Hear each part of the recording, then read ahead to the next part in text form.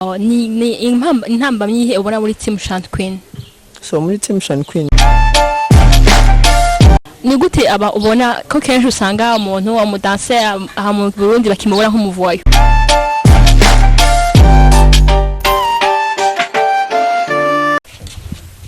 Hello guys, bakunzi ba Kiyago Media TV kuri micro mko murambona ni Juliana. Behind camera ni Sai Touch. Uyu munsi turi kumwe n'umwe mu badanse bo muri Team Shant Queen. Reka tumuhakanya yidondorya niho byo basawa cyane. Ntsaho. Ego ndashima. Umeze neza? Ego ni salade. Okay, ngo ni salade baje. So twaguhaye akayo kidondora? Okay. Mu mazina yose nkaba nitwa Brown Afrodancer. Y'abavyeyi naho niko bamye Pax. Nkaba ndi umukoreographer muri Team Shant Queen nyene. C'est tout. Ni umukoreographer muri Team Shant Queen. Sometimes ico kintu hari abantu badashobora gutahura amakuru akurikira Kiyago Media TV, ushobora kudutahuza? Okay, ça signifie chorégraphe juste umuntu apanga dance ukuntu tutamba ya. None umukoreographe ntatamba? Aratamba nyene, none je suis leader. Non, leader no gutahizemo ko uri na dancer. Okay. I am a dancer. Ndi umudancer wa Shant Queen, nkaba ndi umukoreographe muri Team Shant Queen nyene. Umukoreographe muri Team Shant Queen akaba n'umudancer akaba n'umuleader. Umva kari umuntu akomeye cyane arakaze. Tukavuma turaryohewe kuba turi kumwe nawe muri Kiyago Media TV. Ego nanje ndaryohewe tu sana. Sawa. Uri kuraraba muri Team Shant Queen bimeze gute? Okay, tumeze bien twidoga nyene tu. So nkuko uri umuleader ni intamba myihe ubona muri Team Shant Queen? So muri Team Shant Queen na ntambanyi hari tumeze neza tu ibintu biragenda neza, Shant Queen adufata neza tu nitwidoga, career iwacu igenda bien. Uti Shant Queen arabafata neza, ushatse kuvuga ko bitukama ibyo arabaha? There is no problem. Of course yes. Uyu kandi akaba ari umwe witwa Brown Afrodancer umenyere kuri YouTube, muramuzi ngo mutabikoze azovyikorera niko kajambo kenshi bamenyereye. Atabinkorenza vyikorera tu. Okay, Brown Afrodancer turetse bya Team Shant Queen ukuraba aba page yawe ya YouTube canke FB canke Instagram n'ahandi ubona bimeze gute?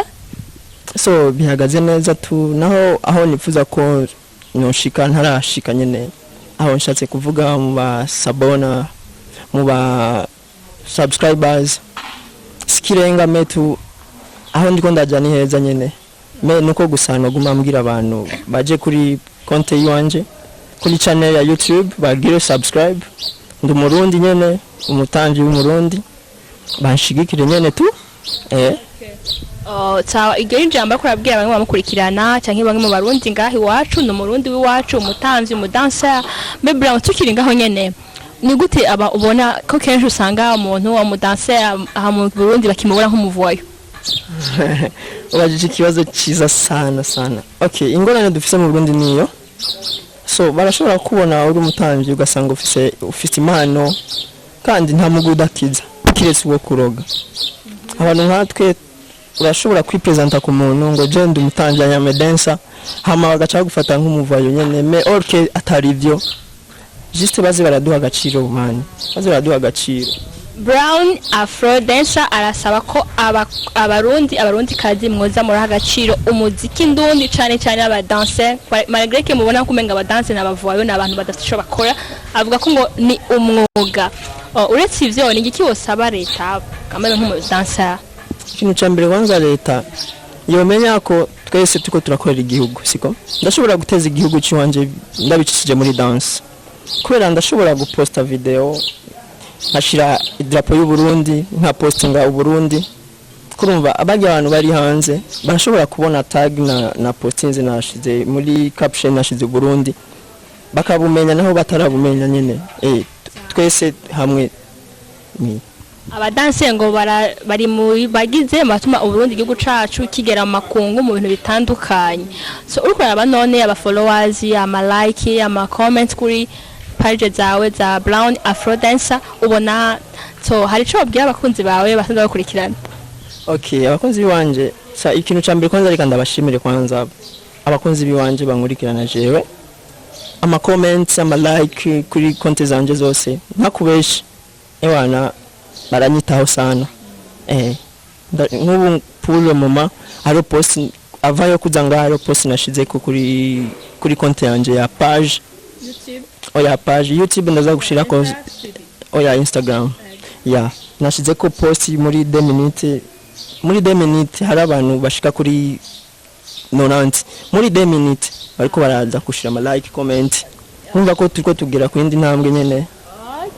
Oni Brown Afrodance ngo arashima cyane ibikorwa abakunzi be basanzwe bamukorera, ararabashimira ko mubandaye aho mugeze. So hama mubasanzwe ko radukurikirana harimo abantu benshi n'abadanse, nicyo hantu abadanse bagenzi biwawe ubona ati mu Burundi abadanse bafise defi canke bafise nikyo donne akagoye kabo bavunira. Okay, kibazo ciza sana. Ikintu nobwira abadansa, the dancers nka jewe, urukundo kwanza, urukundo ni shambere kwanza.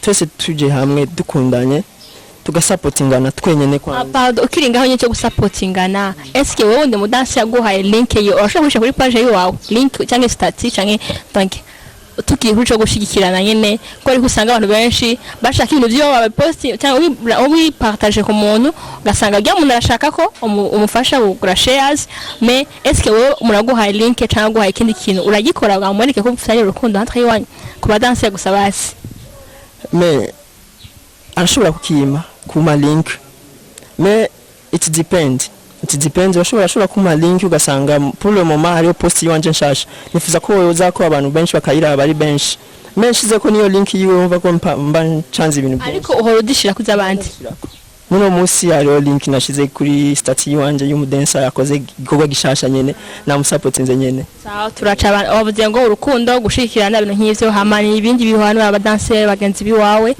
So ico no bahanura kwanza nuko tu hajya ari ukuntu umudansere abakoze video imwe canke zibiri ugasanga arafite abasabone benshi agashaka kwigira nk'umuntu ari watahari nyene kandi orke atari ivyo ngaha mu Burundi man turacari hasi y'abadansere ahubwo twese kwanza tuze hamwe kwanza ujya adafite abasabona ujya adakora ama video mushire hamwe twese turafite impano dufashanye dukorane turabe go twese tukoduza igihugu ciwacu nyene we are the same blood dushire hamwe dukorane tureke hypocrisy. Brown aravuga ngo mushire hamwe muje hamwe eske abadanse kuba ko ushaka kuja kuvuma papuro y'abantu ushaka kuba kuri hit umuje hamwe kandi gute kandi umutambana muke bana kubita urugore oya kuvuma ni kimwe no kutavuma ni kindi pour le moment ikintu cyambere kwanza je ikintu cyambere ndaba kwanza nk'ubu hari abadanse benshi bariko baraza newcomers bariko baraza benshi nka jewe ntakubeshe ndi muri agent mu kazi kiwanje dafite imyaka myinshi ndiko ndatamba je maze gutamba mu bintu byinshi sana haje umuntu akampropose man dukore man dufashe uko dukore tukugira turabe ko tukoduga twese ukanduza nkanje ngakuduza kurumva tamamagara tugakora nyene ugasanga bajya abantu biwanje baramumenye nabo abantu biwe baramenye bivanye n'ubya rukundo ingene twakoranye nyene ushaka mukorana ntumwankira oya sino mwankira kubera ariko ndaraba kwanza no wariwe yeah. Of course yes, ni Kiago Media TV jira ko murambona hama Brown mu gusozera nakajamba kayo babwiye abakunzi ba Kiago Media TV n'abakunzi bawe Brown Afrodance bakuzi uko bakakabana banakuzi no muri team Shan Queen. Ego abakunzi kwanza ba Kiago Media TV nibo icambere kwanza the first thing baze kwanza kuri channel yiwanyu kwanza kubera ni benshi batarabamenya make Kiago Media TV baze kwanza babashire sabone hajya bafende kugakengeri kwanza hajya kugira baze baronka ama more updates za Kiago Media TV. Hama kubakunzi biwanje nyene bangume hafi nyene kubera ibintu ndiko ndategura na mafi ni ibintu byinshi sana. Ewana muri no misi ndiko ndabategura ibintu byiza tu bangume hafi. Kunzi ba Team Shan Queen nawe ntibage ko nawe ibintu birimwo. Ego Team Shan Queen banzi baratuzi Team Shan Queen sinobesha kandi sinobibagira Team Shan Queen na hari nyene ndazi iyi interview araza kubibona big up hari abakunzi biwacu nyene ba Team Shan Queen turabakunda tu nukuntu mwama mudushigikira nyene mukatuguma hafi yeah. Okay, merci sana Brown twakwenda ndi musozo uzotwitaba ndibaze ego Messi ni wavuza akazina kiwawe nyene akoresha mukazi ni Juliana Juju cute nkuko basanzwe barizi. Juju what? Juju cute. Juju cute. Of course yasubiramo nombe kwanza. Juju cute.